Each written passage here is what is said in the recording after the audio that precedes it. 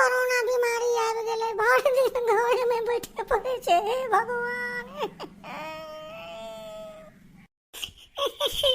केना जीवे यौ भगवान।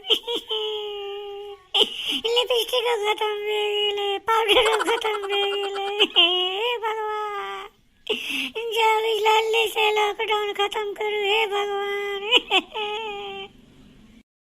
घर में बैठल बैठल मन तबाह भए गेल।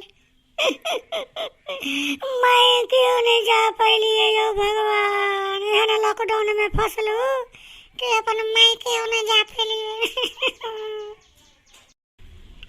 एकटा लप लप के पप्पा छै, कहे छै आओ कनी हमरा बाहरो घुमा दिया, तो कहे छै ना डार्लिंग बाहर नहीं घुमाएबो, बड़ पहरा छै, पुलिस लाठिए लेके मारते।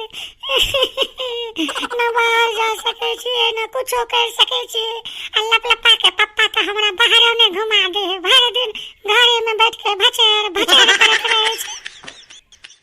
आई दे लप लपा के पप्पा के कहवे कि हमरा बाहर घुमा दिया, आ नहीं घुमल के न तो आई जे न तो से। बड़ भर दिन में चार टाइम चाय मांगत रहे छै, डार्लिंग कने चाय लाओ, डार्लिंग कने चाय लाओ। आवे दही आ चाय मांगते ना तो चाय में जहरे मिला के दे देबे, सब टाई टाई फिश। डार्लिंग की भेला, की बाजे छलिए अहाँ अभी हमरा बारे में? कथी कहे छलिए डार्लिंग? कथी ला अहाँ तमतमाइल खिसियाइल छी? अहाँ एना खिसियाइ छिए न तो मुंह के लिपस्टिक जे छै न से उन्नी से उन्नी हो जाए छै। अहाँ नहीं खिसियाओ, अहाँ के मेकअप खराब हो जाए छै। डार्लिंग की भेल, कथी ला खिसियाइल छी? बाजू न की भेल, बाजू न डार्लिंग की भेल? अहाँ एना नहीं न खिसियाओ। रे देखे छिए अहाँ के गाल जे छै से गोलगप्पा जेहन जे छै फूल गेल छै, आ देखे छिए पूरा जे छै इसमें पाउडर के कलर लाले लाल भे गेल छै। कते मेकअप अहाँ लगेले छी डार्लिंग? एना नहीं खिसियाओ, बाजू न की भेल? बाहर घुमाबे नहीं ले जाय छी, घर में बैठल बैठल मन तबाह भए गेल। अब हम की करू, बाजू ना।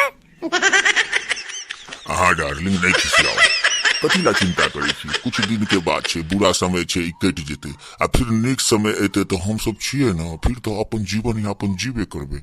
अहाँ एना कथी ला चिंता करे छी? सब ई समस्या से जूझ रहल छै, हमू सब जूझ रहल छी, लेकिन धीरे धीरे धीरे सब ठीक भे जात। फिर अहाँ के हम ले जाब घुमावे ला मॉल में, फिर अहाँ के घुमावे ले जाब, शॉपिंग करावे ले जाब, फिर अहाँ ला सब चीज खरीद देब। अहाँ एना नाराज उदास नहीं हो। एना उदास हो छिए न तो हमरा बड़ खराब लगे छै। अहाँ तो जाने छिए न कि हम अहाँ से कते प्रेम करे छी। हम जाने छिए कि अहाँ हमरा से बहुत प्रेम करे छिए। अच्छा हमरा से जे गलती भेल हमरा माफ कर दिए। हम जाने छिए कि अहाँ हमरा बहुत प्यार करे छिए। आ सुनू ना, जे लॉकडाउन खत्म हो जाए ना, हमरो ले जाके बाहर घुमा देब, बड़ मन करे छै बाहर घूमे के। अहाँ चिंता नहीं करू, लॉकडाउन खत्म होत ना अहाँ के हम ले जाके सब जगह घुमा देव फिरा देव। अहाँ एकदम चिंता नहीं करू, बस अहाँ निके से रहू, अच्छा से रहू, हमरा से प्रेम करू, खूब प्यार करू। आ डार्लिंग कोनो चीज के चिंता करे के जरूरत नहीं छै, ठीक छै ना? अच्छा जाओ हमरा ला एक कप बढ़िया गर्मा गर्म चाय बना के ले आओ तो। की करिए चाय? मुंह देखले छिए, चाय पियब चाय। चाय में दूध चीनी चाय पत्ती लगे छै से नहीं मालूम छै अहाँ के? हैं भर दिन में 3 टाइम चाय पीते, चाय चाय चाय। नहीं छै चाय, नहीं छै, जाओ चाय नहीं बनेबे। डार्लिंग एना नहीं खिसियाए के, जाओ ना चाय ले आओ ना।